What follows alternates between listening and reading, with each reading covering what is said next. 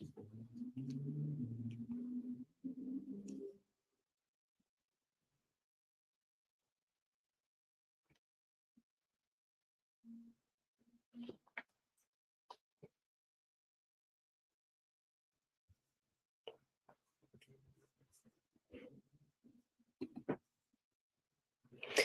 hello, everyone. Welcome, welcome, welcome. I'm so delighted that you guys are all here.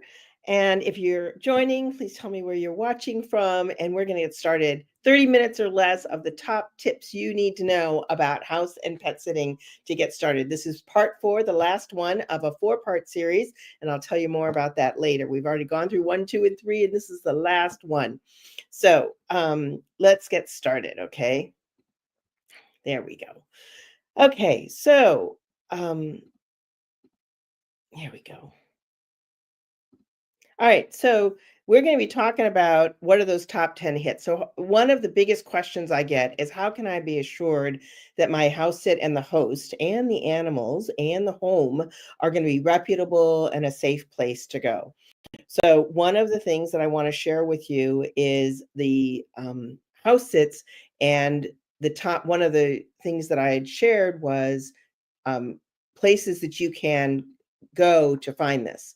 So this was in part 1, big guide in part 1 of how to get started in house sitting. And if you look on that, you'll see all of the majority of these are the ones that people use. There are lots of places on Facebook you can find a house sit. I would not recommend those because you don't know those people. All of these have verified you. They verified the host, ID checks, things like that. And they have a very robust database and a system for checks and balances with reviews. So you can really be safe. The biggest one here is Trusted House Sitters.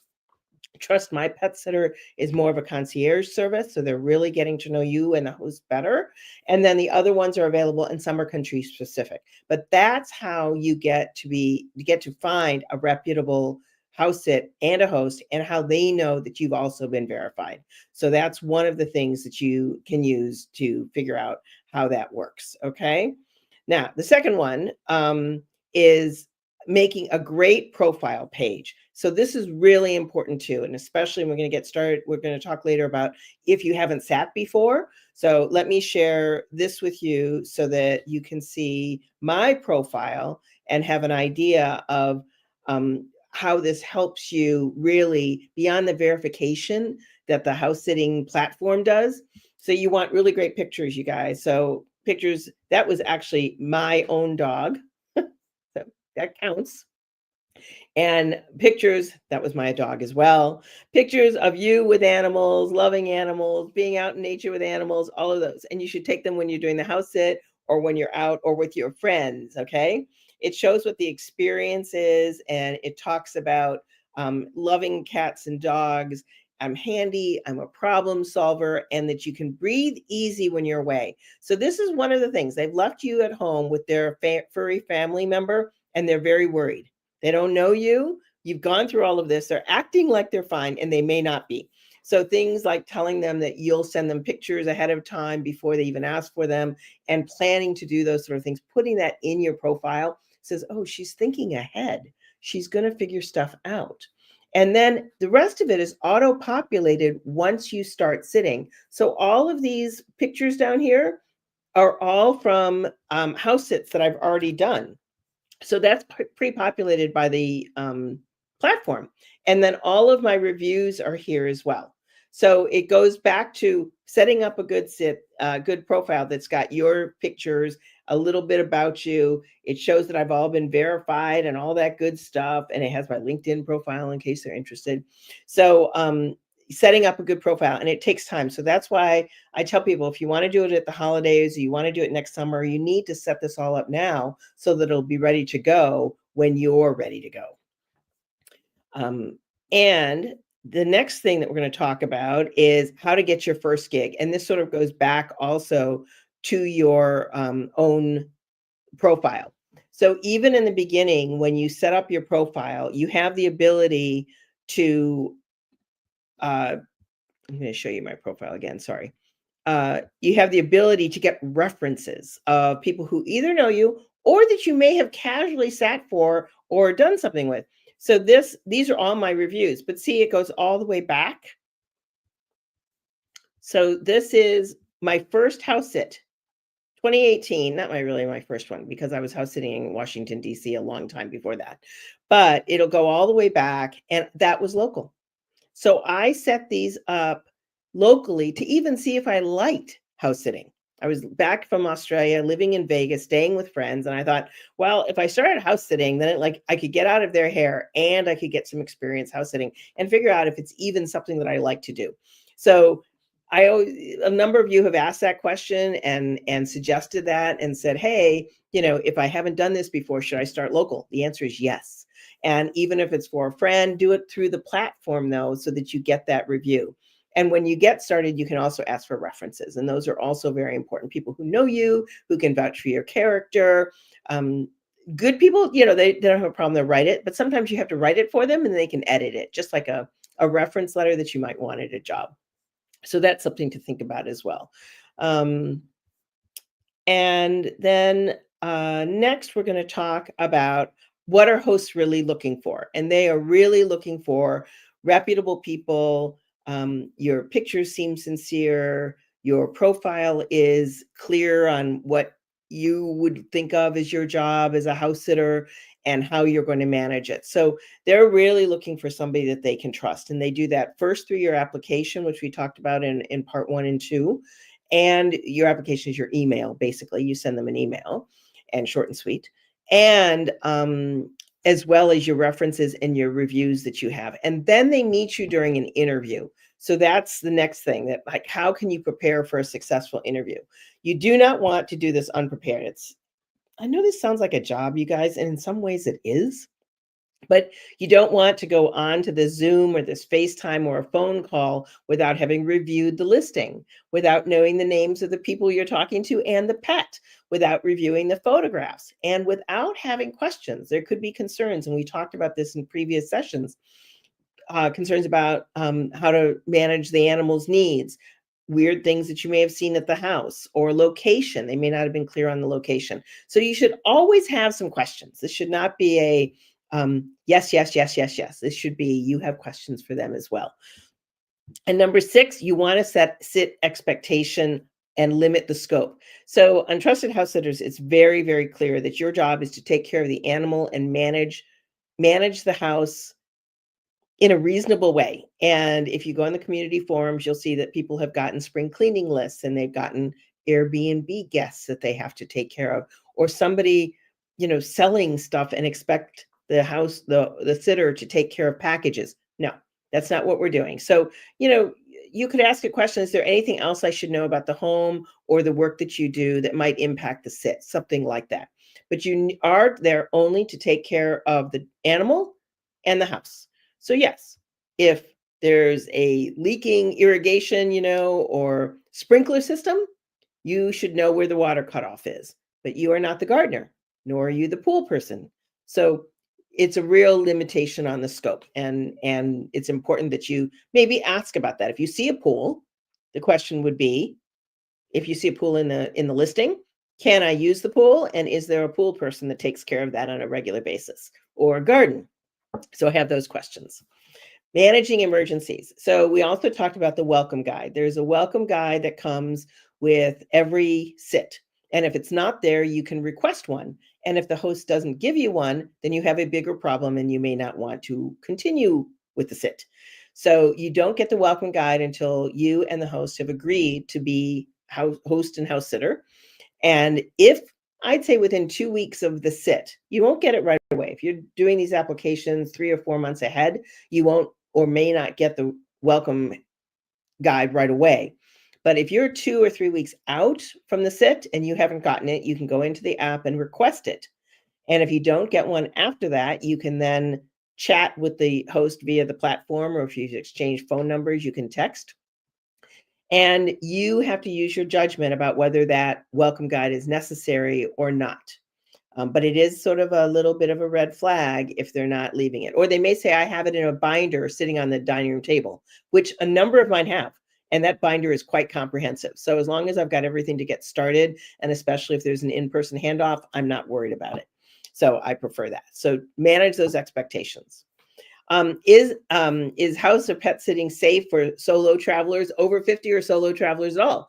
I would say I've been doing this for more than, let's see, 6 years, and I have not had a problem. The homes and the locations that I'm in have been very safe. If you are looking at a house sit, you're not sure about what the location is or where it is, make sure you ask either during your application or send them a chat, or if you get an interview, ask them. There are parts of the United States that I won't go to anymore because the crime rate is so high. So protect yourself. Use common sense. I have not had an issue, and I'm not sure if it matters whether you're solo or in a couple. But I just think we have to watch out for ourselves. And if you do, you'll have successful sits like I have without any issues at all. Oh, sorry, that's house sitting for, okay. And then visa and travel regulations is another question that has come up often. This is your responsibility. Just like if you were going on a trip anywhere, the airline won't let you on board if they don't see a visa attached to your ticket or your passport. And they won't even let you leave the country. So the same thing applies to your house sitting in a foreign country or outside of your home country, wherever that might be. Do you need a visa? Is house and home sitting considered okay on a tourist visa? And there can be some issues around that, and a quick check of the Foreign Office or the Foreign Affairs Office or the State Department will fix that for you. But you need to be careful when you're doing that. I actually had a sit who wanted me, and she was trying to give this German house sitter a chance, and she just wanted to come over to the United States and house sit while she worked and, spend like 6 months. And yeah, that didn't work. The US Department of State doesn't normally allow people to just wander over for 6 months. So I ended up getting the sit. But we are responsible as sitters before we apply to know whether that's going to work or not. So those are my top 10 tips. I told you this was going to be 30 minutes or less. So I am going to pass along. I have put together guides of all sorts of information from our previous sessions. Here we go. So this is what the course looks like on my website. Part 1 was let's get started in house and pet sitting. How to find the best house and pet sitting gigs and spot red flags. Last time was preparing for your house sit and getting yourself ready to go. And then today was about the top 10 tips for during and after the house sit. So all of these are on the website. And if you open one, the video from the guide is there. The video from the session is there. The house sitting guide is there. Whatever information from that session is also in writing so that you can review it. And and then it takes you back to the entire course. So all of that is here. And in order to get to it, it's really easy. All you need to do, whoops, not that one. Hold on. Is just go to the website. Oops, sorry. Go here. You can take that QR code and take a screenshot of it. And it's a landing page to join the Talisman Travel Tribe. And it will take you right into the house sitting course. And I'd love for you to join the tribe and look through all the pieces and parts of the course. Love your suggestions, love your questions, give me your feedback on how you think it was. The last thing I wanted to share with you are the solo river cruises that are coming up. This, I still say, falls under Travel Well for Less because they're offering steep discounts for your booking now for 2026. So it's a deposit down that you don't have to pay in full until December of next year. So this is also on the website. And there's these are 2 solo river cruises, one in the Douro Valley in the Salamanca River. They're 8 days and 7 nights. The other one is in Burgundy in the south of France along the Rhone River in November. And the deal is that you reserve by December 15th with a small deposit, and the final payment isn't due until December 2025. I only have 7 cabins left in each of the ships. They're small ships, less than 200 people, way less. One is 126 cabins, and the other one is 164 cabins. And I'd love to have you join me, and you can get that information on the website as well. And I'd love to share more of that with you. So it's basically solo, no solo supplement, solo cabins for everybody, and a wonderful time going from Porto along the Salamanca in the Douro Valley, and then down Burgundy from Lyon down to Arles and Van Gogh and the aqueducts. It's just amazing. So I hope that might fit into your travel plans for 2026. There's some amazing deals out there that allow us to travel well for less. And I very much thank you for participating and coming in and joining me today. I'm going to see if there are any questions. So the deposit for both cruises, each cruise is $600 non-refundable, but we can insure that $600 deposit with insurance. So it's a $600 deposit, and the balance would be due on around the 10th of December 2025. So plenty of time to save up for that. So I hope Lifestyle Digs, that's something that you're interested in. Go to the website and you can find that, or you know how to get a hold of me at where'sbabs.com.